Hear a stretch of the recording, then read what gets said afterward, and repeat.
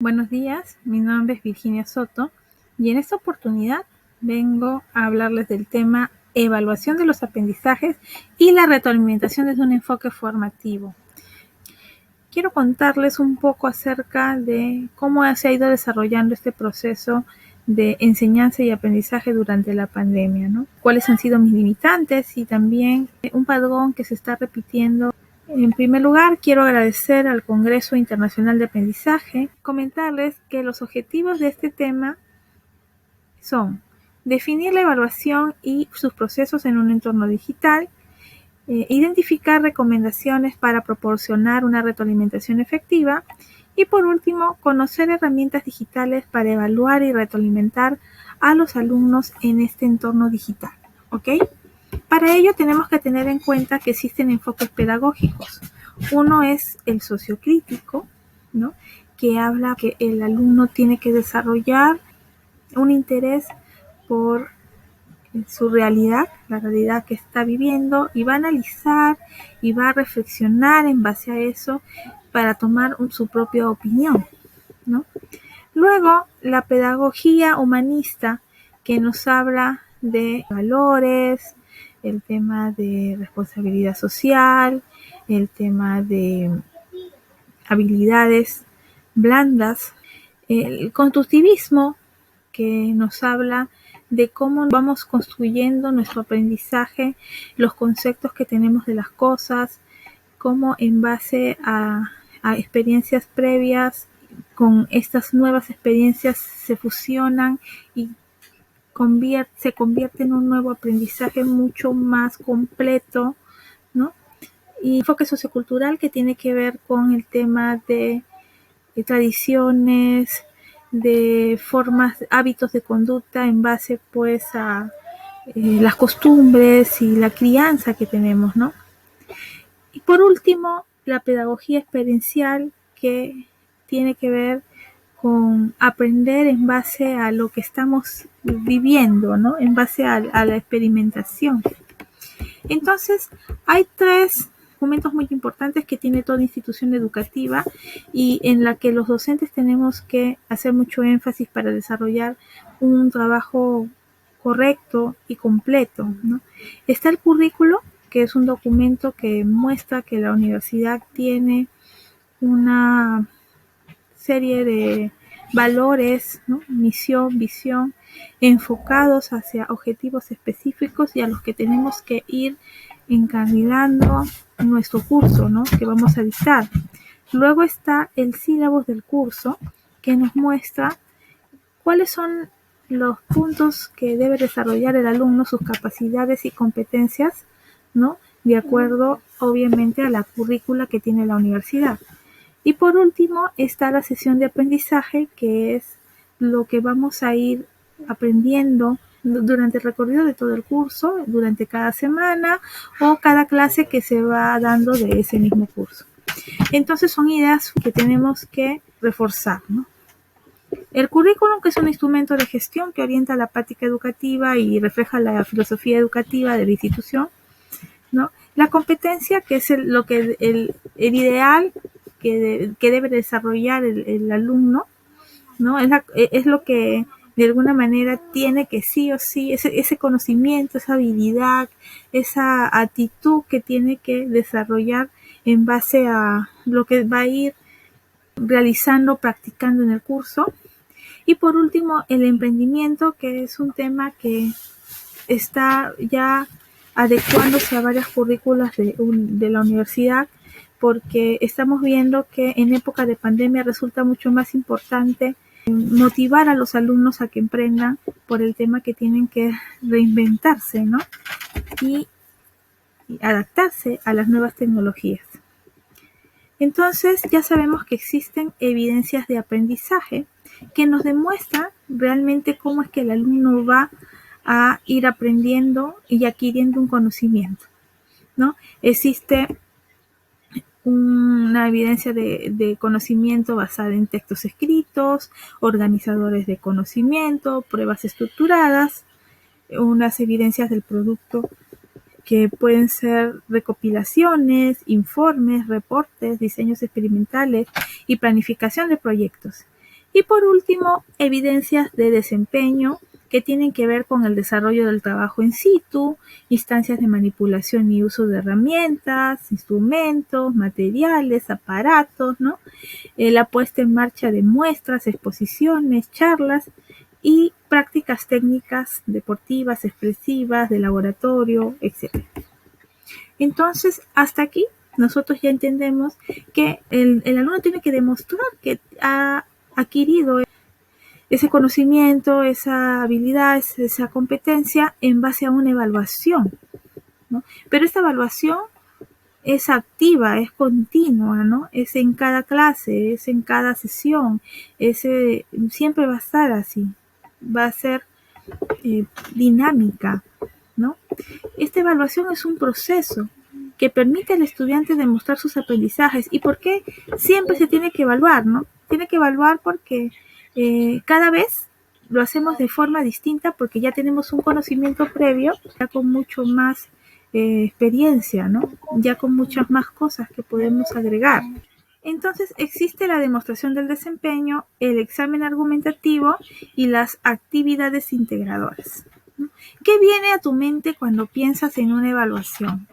Posiblemente viene, les tengo que dar un examen o les tengo que dejar una tarea que tienen que desarrollar en base a un tema específico que yo les voy a dar. Es lo primero que viene a tu mente. Bueno, y es aquí cuando yo empiezo a hablar sobre mi experiencia. Estoy trabajando en una universidad pública, en una universidad privada y en un instituto técnico. Y en los tres sitios he visto, por ejemplo, que cuando mis alumnos, yo les dejo una tarea, ¿no? Elaboramos primero la clase, empezamos a que muchos de ellos cuando toca el tema de las clases o las exposiciones, les falla el internet o les falla el micro o les falla la computadora o el dispositivo donde están, entonces no terminan de darme bien o completo sus trabajos. A veces cuando exponen están con la cámara apagada y están leyendo y encima leen mal, ¿no? Porque se nota que cuando estás leyendo también pasa, hay de todo, ¿no? Hay alumnos también que son reclamones, ¿no? Que cuando no les pones una buena nota, están cuestionándose por qué y arman toda una revolución en el salón, ¿no?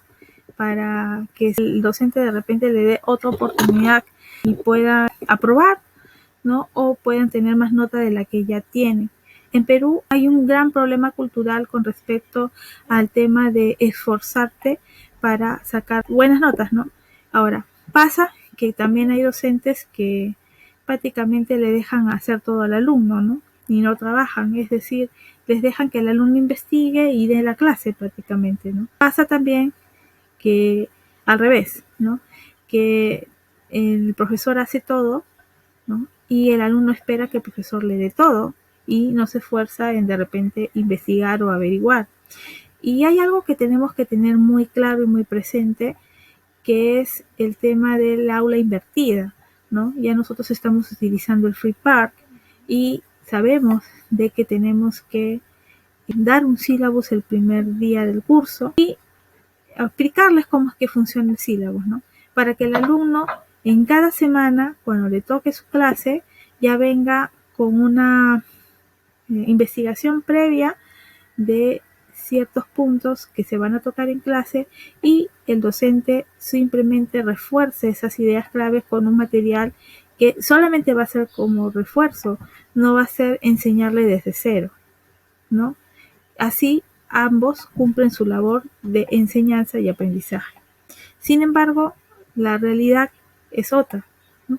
Porque me ha pasado, particularmente les cuento el caso de que cuando yo les dejo, por ejemplo, un trabajo en donde el material que tienen que elaborar no va a ser individual sino en grupo por lo extenso que es ese trabajo. Les explico en clase cómo es que, en qué consiste el trabajo, no les explico el tema, les doy una guía con indicaciones de cómo tienen que hacer la estructura de la tarea punto por punto les doy de repente un video tutorial de YouTube que compense lo que les he enseñado en clase. Y por último, dentro de las indicaciones también más abajito hay unas rúbricas para que vean cómo es el criterio que yo voy a utilizar para poder corregir sus trabajos. Sin embargo, los alumnos me están llamando pidiéndome que les refuerce los temas para saber cómo se hacen las tareas. Me pasa que cuando yo les hago el reforzamiento, para que me entiendan mejor, he tenido en alguna ocasión la estrategia de presentarles trabajos de otros alumnos anteriores a ese salón para que puedan ver una idea de qué es lo que se está pidiendo a la hora de desarrollar los trabajos. Sin embargo, los alumnos me piden que esos trabajos que les he presentado de ejemplo de cómo se tiene que hacer la tarea en clase, en la videoconferencia, por favor se los pueda facilitar para que ellos lo puedan tener completo y puedan tomarlo como un ejemplo para hacer su propia tarea. Y ha pasado que aún dándoles el material, me terminan copiando prácticamente al pie de la letra el trabajo anterior que les he dado de referencia. Entonces, ¿qué quiere decir esto? Que el alumno, en pocas palabras, o no entiende el modelo educativo que se está llevando a cabo en la institución, realmente no tuvo tiempo para poder hacer la tarea porque de repente pasa que a veces me dicen, estoy trabajando, profesora presente, ¿no? Pero estoy trabajando, no puedes poner en ese momento, yo trabajo en el mismo momento que estoy escuchando su clase. No les puedes decir, por ejemplo, cómo te puedes matricular en un horario que no vas a poder aprovechar al máximo lo que estás aprendiendo, porque si estás trabajando definitivamente vas a tener que repasar en algún momento, pero no repasas porque trabajas y no tienes tiempo. Entonces me decían, no tengo tiempo, profesora. Y yo decía, pero ¿cómo es posible que no tengas tiempo cuando hay otras personas que, por ejemplo, no solamente son estudiantes, ¿no? También trabajan y tienen carga familiar, ¿no? Y aún así presentan sus tareas a tiempo. Entonces yo creo que pasa por un tema de responsabilidad. Me ha pasado también en el instituto donde yo laboro que siempre en mi salón, en los salones que me toca enseñar, es una aula completamente inclusiva porque vienen personas con un retardo mental leve y aún así me cumplen sus tareas a tiempo. Digamos, mejor que los que no tienen esa discapacidad. Sin embargo, los que no tienen la discapacidad siempre están pidiéndome plazos para presentar las tareas porque o no entienden o definitivamente cuando tocan la tarea, si se les deja mucho tiempo para hacerla y previamente con mucho tiempo de anticipación se les deja la tarea, muchas veces no la presentan igual a tiempo o faltando unos últimos días para ya presentarla, se ponen las pilas y empiezan a buscar recién la información y no recuerdan o no tomaron atención de cómo se hizo la clase. Entonces, siempre el profesor puede tener la culpa. Entonces, es criterio de cada profesor realmente buscar la estrategia para que el alumno se siente motivado a entrar a su clase y quiera continuar y venga con ganas a trabajar, ¿no? Y una de las alternativas que yo estoy proponiendo y bueno, y que me resultó mucho fue el modelo Canvas que utilizamos en marketing o en la administración de empresas y lo orientamos a la educación. Este modelo yo lo obtuve en un curso de capacitación que tuve en convenio con el Tecnológico de Monterrey y la Universidad Nacional Mayor de San Marcos, en donde por primera vez entendía cómo es que íbamos a pasar de lo que era presencial a online, ¿no? Al e-learning. Y vemos 6 cuadrantes que tiene el Canvas, ¿no? Es diagnóstico y planeación, principios de aprendizaje activo, rol del profesor y del alumno, diseño de recursos didácticos, comunicación e interacción y por último, evaluación y retroalimentación. Entonces, entendemos que Para evaluar las competencias de los alumnos tenemos que diseñar instrumentos para que el alumno demuestre con evidencias que puede realizar las tareas de esa competencia que tiene que desarrollar. Considerar todos los dominios involucrados en la competencia, ¿no? Hablamos de conocimientos, desempeño, actitud. Y por último, elaborar instrumentos de evaluación que permitan retroalimentar y entregar sugerencias de mejora oportuna motivando el aprendizaje. Y aquí, como ven, ya tengo mi Canva en base al curso que yo enseñé, que fue Teoría de la Felicidad, ¿no? Es un curso orientado para los estudiantes de Administración de Empresas, un curso lectivo que ellos llevaron en ciclo de verano, es decir, de vacaciones. Y bueno, es un curso que ellos eligen para estudiar, no es selectivo. Sacrificas tus vacaciones, ¿no? Por seguir estudiando. Eso de alguna manera me motivaba para que yo también tratara de ver la forma de darles mucha información, herramientas que lo guiaran a, de repente, en este caso, al tema de un marketing emocional. Aquí que yo les puedo mostrar, pues adapté este Canvas, utilicé mucho redes sociales, entonces utilicé mucho el tema de marketing social. Empecé a utilizar una plataforma que se llama Slack para que todos se inscribieran y por allí todos empezaron a trabajar el tema de su marca personal, crearan una red social, ya puede ser un LinkedIn o una página en Facebook para que pudieran promocionar su marca, ¿no? Empezar a generar contenidos que le den valor y que desde la universidad ellos ya pudieran aprender a independizarse y a emprender, ¿no? Entonces, si consideras que tu disciplina necesita exámenes, enfócate en lo que vas a evaluar, no en los recursos, ¿no? Porque yo me fui dando cuenta que cuando les das más tiempo para que desarrollen sus trabajos, pero aún así, por ejemplo, les das más material para que ellos revisen, no lo revisan. Tienes que aprovechar el momento en que tú estás con ellos en ese momento para poder utilizar todas las dinámicas que conoces y que vas a conocer para poder motivarlo, porque si no lo motivas no te va a trabajar bien y no le va a interesar aprender, ¿no? Y siempre al final el alumno no va a reconocer que es parte de su responsabilidad.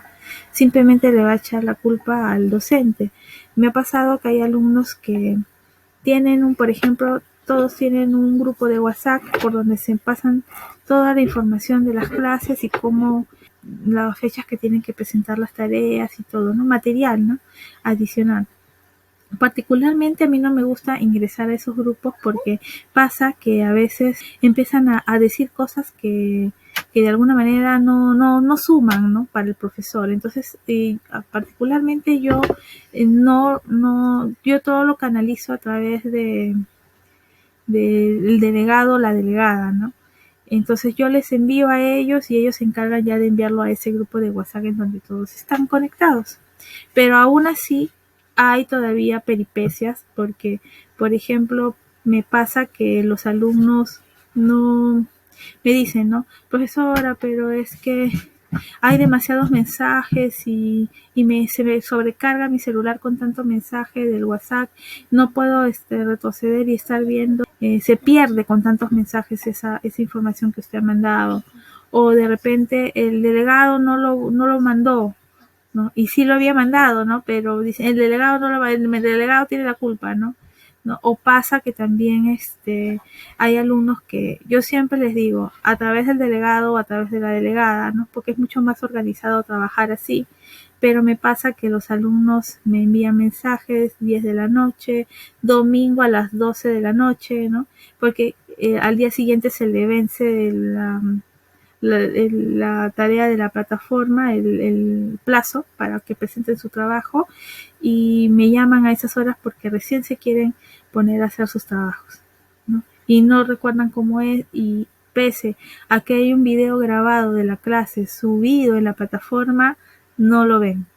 ¿no? Entonces, el tema de la educación y de cómo tú vas a retroalimentar y cómo tú vas a evaluar pasa por muchos factores, ¿no?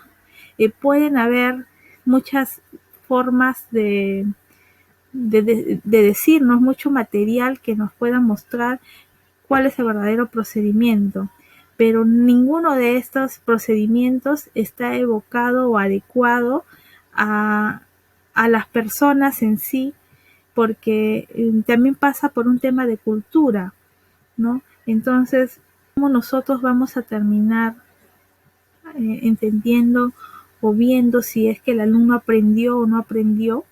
¿No? Siempre te vas a quedar con esa expectativa de si aprendió o no aprendió, porque pudiste darle todo el material, pudiste irlo acompañando y guiando, pero aún así no lo hizo como debería de hacerlo, ¿no?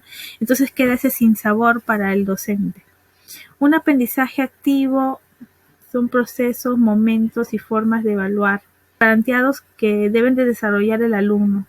Un hábito de autoevaluación para desarrollar la autonomía del pensamiento crítico y de acción. El alumno es el que se tiene que autoevaluar, no el profesor, ¿no? El alumno sabe qué es lo que necesita aprender. Entonces, hay una resolución ministerial que es la 094 del 2020 y la 193 del 2020, en donde nos dicen, por ejemplo, que en el caso de, por ejemplo, del colegio, ¿no? Los alumnos que por pandemia no pueden estudiar presencialmente no van a ser evaluados, solamente se les va a aprobar, ¿no? Y eso es algo que yo discrepo con el Estado, porque realmente yo entiendo que de forma virtual es muy difícil guiar al alumno y también se le puede evaluar el desempeño, ¿no? Sobre todo si son alumnos de colegio. Pero tampoco es dable que se les regale prácticamente el grado cuando el alumno realmente no ha desarrollado la capacidad o el desempeño que debería, ¿no? Entonces ahí hay una gran discrepancia, ¿no? Y estas son las condiciones en que se estudia, ¿no? Hoy en día son los papás prácticamente los que están haciendo las tareas de los alumnos, y si el papá no es profesor o no es pedagogo, es muy difícil pues que el niño aprenda o entienda. Luego está el tema de la cobertura, a veces no llega, hay zonas muy alejadas de Perú en donde no llega y tienen que ir pues a alturas para poder encontrar, captar la señal, ¿no? Entonces, incluso hay un profesor que se ganó un premio porque creó un robot que podía ver, que podía mostrar imágenes y lo llevaba en su burrito, ¿no? De pueblito en pueblito para poder juntar a los niñitos y enseñarles todo el material que él había elaborado, ¿no? Los docentes estamos con toda la motivación del mundo, al menos los que somos se podría decir de corazón, ¿no? Docentes, y no los que aterrizamos, porque hay muy buen talento que simplemente está de paso porque en realidad no se dedica por completo a la docencia, pero aquellos que sí nos dedicamos por completo porque es un tema que nos gusta y nos apasiona, tenemos todavía ese gran reto de cómo hacer que el alumno realmente desarrolle una cultura de aprendizaje, ¿no? Correcto, ¿no? Entonces, la retroalimentación se basa en puntualidad, personalización, usar un tono positivo, ser específico y estructurar comentarios. Y lógicamente aprovechar los medios, las herramientas tecnológicas que ya tenemos al alcance de nuestras manos, ¿no? Por último, promover un sistema de evaluación con plena participación del alumnado, teniendo en cuenta los logros hasta el momento, ¿no? Transformar la evaluación del aprendizaje en la evaluación para mejorar los aprendizajes, y en tiempos de pandemia la evaluación no puede ser homogénea debido a las diferentes circunstancias por las que ha tenido que pasar el estudiante para recibir sus aprendizajes. En mi caso particular, yo no doy exámenes. lo que ya me ha pasado que de repente les doy un examen de 20 minutos y todos se pasan las respuestas, ¿no? El que lo completó, ¿no? Se pasa la respuesta, le pasa al otro y así. O cada uno en el salón se agrupan y dicen ya, tú haces la 1, yo hago la 2, yo hago la 3, ya. Se juntan y ya tienen las respuestas en un ratito. Entonces no aprenden, ¿no? No es pasar por pasar. Entonces tenemos que volver a enfocarnos y reforzar los valores que debe de haber dentro del alumno, ¿no? De los valores como persona que tiene que tener. Realmente yo quiero estudiar, realmente para qué estoy aquí, para conseguir un trabajo en donde de repente voy a actuar de la misma manera porque no voy a querer capacitarme o mejorar o llegar a una excelencia, ¿no? Entonces desde ahora es el momento de alguna manera motivarlos para que ellos quieran siempre y estén siempre buscando nuevos conocimientos, aprendiendo, desarrollando habilidades, competencias. Y las preguntas a contestar son las siguientes. Mis actividades como docente cuentan con una rúbrica cargada en la plataforma. Utilizo comúnmente las herramientas de la plataforma para llevar a cabo la evaluación. ¿Cómo brindo la retroalimentación a mis estudiantes comúnmente? He utilizado herramientas y funcionalidades de todo, de texto, de video, de audio, que la plataforma me brinda para dar retroalimentación. Yo lo dejo a tu criterio. ¿Hasta qué punto vas a ser permisivo? ¿Hasta qué punto el docente tiene que acompañar al alumno en su aprendizaje? ¿Hasta qué punto nosotros vamos a hacer la labor del docente o lo que la universidad o el alumno quiere? Bueno, esa es la charla que tenía para el día de hoy programada para ustedes. Muchísimas gracias por la oportunidad y hasta otra oportunidad.